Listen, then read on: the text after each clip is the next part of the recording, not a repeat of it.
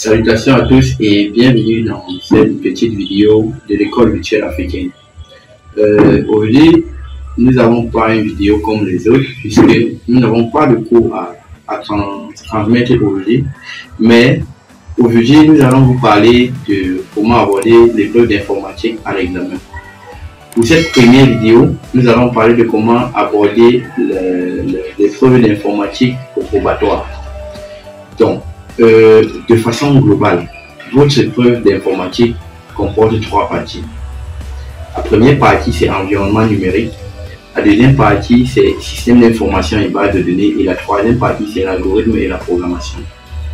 Et dans la première partie, on touche essentiellement 4 chapitres, à savoir installation des systèmes d'exploitation, initiation à l'invite de commande, sécurité informatique et fichiers multimédia.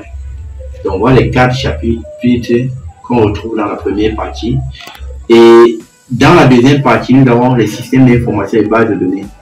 Dans un premier temps, on parle des systèmes d'information, donc de l'entreprise de façon générale et du fonctionnement des systèmes d'information. Et dans un second temps, on parle de l'initiation aux bases de données. On essaie un peu de décrire comment se présente une base de données. Et dans la partie algorithme et programmation, donc dans la troisième partie de votre épreuve, on parle d'une part de l'algorithmique, qui est la science qui étudie les algorithmes, donc qui permet de résoudre des problèmes. Parce qu'en informatique, tout part d'un problème et d'un algorithme pour résoudre. À côté de ça, nous avons des chapitres comme par exemple l'initiation à la programmation web, la programmation en C. Et dans la programmation web, on parle du HTML et du JavaScript accompagné du CSS. Donc voilà globalement la présentation de votre épreuve d'informatique. Et maintenant, comme conseil en tant qu'enseignant d'informatique pour comment aborder votre épreuve d'informatique, je vous conseillerais d'abord de commencer par la première partie. Pourquoi? Parce que cette première partie porte sur les questions de cours et un peu de calcul. Là, ça c'est au niveau de calcul, des tailles par exemple de fichiers. C'est là où il y a encore un peu de calcul. Mais le reste là sont des questions de cours.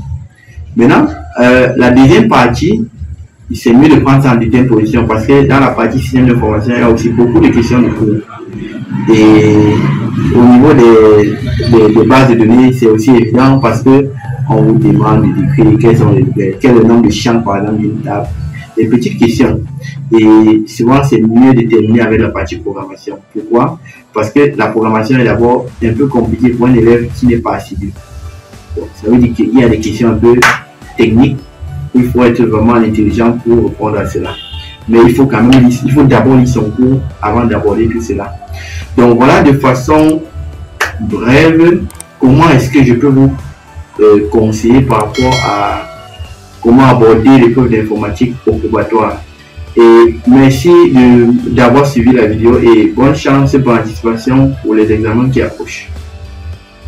Bonjour à tous et bienvenue sur École virtuelle africaine. L'école virtuelle africaine est une plateforme d'apprentissage en ligne qui offre un enseignement de qualité et un suivi personnalisé des élèves du secondaire. Notre plateforme offre de nombreux avantages, tels que des cours en PDF, des vidéos et un coaching personnalisé avec des enseignants du Cameroun. Nous travaillons également en collaboration avec des centres de répétition pour vous faciliter la recherche d'un centre et nous proposons des documents tels que des bords en normes avec le programme actuel vendu sur notre plateforme. Vous cherchez une plateforme d'apprentissage en ligne de qualité? Ne cherchez plus, vous êtes au bon endroit. Pour vous abonner à notre site web, evaafricaine.net. Rien de plus simple. Il vous suffit de vous rendre sur notre page d'accueil et de cliquer sur le bouton s'abonner. Vous pouvez également nous suivre sur notre chaîne YouTube en tapant École virtuelle africaine dans la barre de recherche.